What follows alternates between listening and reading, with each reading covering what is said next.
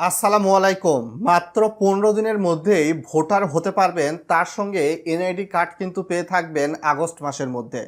এমনই সুযোগ রেখে ইসি অর্থাৎ বাংলাদেশ নির্বাচন কমিশনের সিনিয়র সচিব রশিদ মিয়া একটা প্রজ্ঞাপন জারি করে দিয়েছে বাংলাদেশ সরকারের পক্ষ থেকে।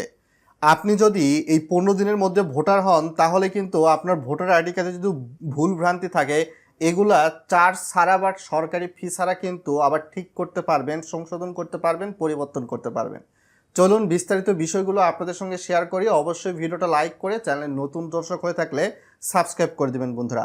বাংলাদেশ নির্বাচন কমিশন কর্তৃক জানানো হয়েছে, যাদের বয়স 18 বা 18-র বেশি বা যাদের জন্ম 2008 সালের 31শে জুলাই বা 31শে জুলাইয়ের মধ্যে, তারা কিন্তু মাত্র 15 দিনের মধ্যেই ভোটার হতে পারবেন।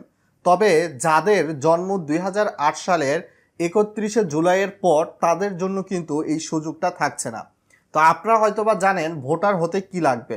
আবেদন করার পরবর্তীতে আপনার কিন্তু 24শে আগস্ট একটা খসড়া ভোটার তালিকা প্রকাশ করা হবে।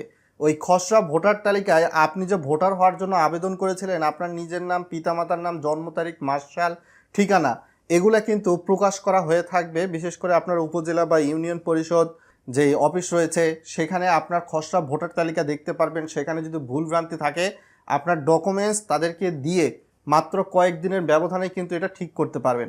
এবং 27শে আগস্ট কিন্তু চূড়ান্ত ভোটার তালিকা বাংলাদেশ সরকার বাংলাদেশ নির্বাচন কমিশনের মাধ্যমে কিন্তু প্রকাশ করে দিয়ে থাকবে। তো এইটা ছিল মোরাল অফ দ্য স্টোরি। আর ভোটার হতে কি লাগে, বর্তমান সময়ে ভোটার হতে কি লাগে, আপনারা অনলাইন বেশ 17 ডিজিটের যে জন্ম নিবন্ধন সনদ আছে, সেই জন্ম নিবন্ধন সনদের ফটোকপি, আপনি যে ভোটার হতে চাচ্ছেন, আপনার পিতামাতা আছে, তো আপনার পিতামাতার যে কোনো একজনের এনআইডি কার্ডের ফটোকপি এবং সে সংক্রান্ত তথ্য কিন্তু ভোটার নিবন্ধন ফর্মে লিখতে হয়, বা আপনি অনলাইনে আবেদন করতে গেলে এটা দিতে হয়। তার সঙ্গে আপনার যদি শিক্ষাগত যোগ্যতা থাকে, আপনি যদি পড়াশোনা করে থাকেন এসএসসি, এইচএসসি বা অষ্টম শ্রেণী বা পিএসসি, বা দেখা যেতে পারে যে জেএসসি বা অনার্স মাস্টার্স, যেইটাই করেন, যদি শিক্ষাগত যোগ্যতা থাকে, সেই শিক্ষাগত যোগ্যতার সনদপত্রের ফটোকপি। আর দেরি না করে অবশ্যই রিকোয়েস্ট করব, ভিডিওটা শেয়ার করে আরও মানুষকে জানাবেন, যেহেতু বিষয়টা সম্পর্কে আরও মানুষ জেনে যাতে উপকৃত হতে পারে। এর সঙ্গে আপনি যে ঠিকানায় বসবাস করতেছেন, অর্থাৎ আপনার বাসা বা ভাড়া হতে পারে, সেখানে অবস্থান করতেছেন, ইউটিলিটি বিল, গ্যাস, পানি বা বিদ্যুৎ বিলের কপি, এই যে কোনো একটার সাম্প্রতিক সময়ে বা গত 3 মাসের মধ্যে যেই বিদ্যুৎ বিল রয়েছে বা গ্যাস পানি বিল রয়েছে, সেগুলোর একটা ফটোকপি। বুঝতে পেরেছেন? গ্যাস পানি বা বিদ্যুৎ বিল আপনার নামে থাকতে হবে, এর কোনো মানে নাই।